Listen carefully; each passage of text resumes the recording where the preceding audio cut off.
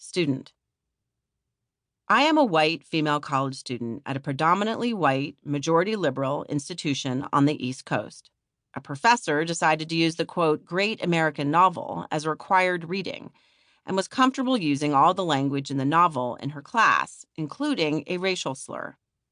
Even reading the novel on my own made me uncomfortable, but hearing the slur repeated in class just didn't feel right to me. I wanted to say something, but I also wanted to graduate and not take off my professors in the process. I mean, would this professor punish me for disagreeing with her teaching? Would I be a target for this department as being difficult for ruffling feathers? Why should I even say anything when technically the slur didn't have anything to do with me? I mean, the professor was using it in the context of the selected text, not to harm. But honestly, hearing the slur made me uncomfortable. The fact that the slur took away dignity then and now made me sick to my stomach. I couldn't be silent, not only because of my Black peers in my class, but for all Black people. I just couldn't. I decided to speak with the department chair, even though I was scared to death. Principal. Demanding that all people are treated with dignity takes courageous discomfort. What's really going on? Most of us have experienced wanting to speak out against or up to a person of power in our lives, and we stay silent. We're silent for similar reasons as this student was.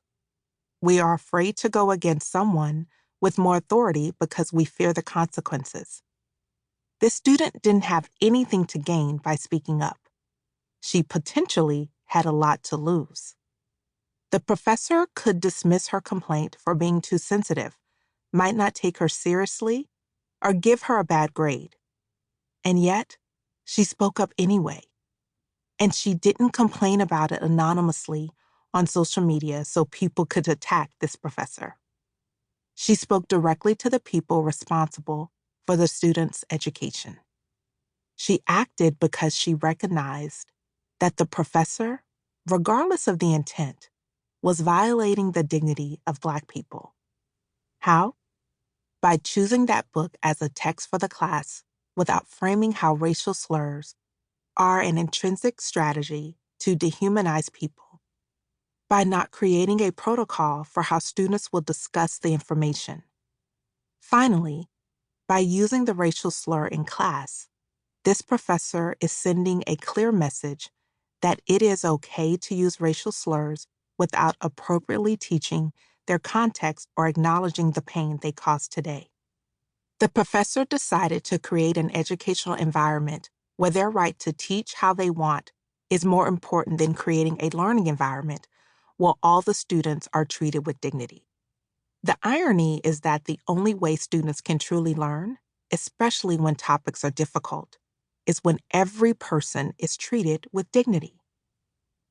The book was used in an academic setting, which tends to allow more freedom of expression, even though academic settings don't exclude us from insensitive decisions. The book was written in the 19th century, when the N-word was a common word used to dehumanize Black people. In other words, the N-word has always been a racial slur. The book, and others like it, are recognized and celebrated as part of the fabric of American culture, and as such reflect the presence of racism and legacy of slavery.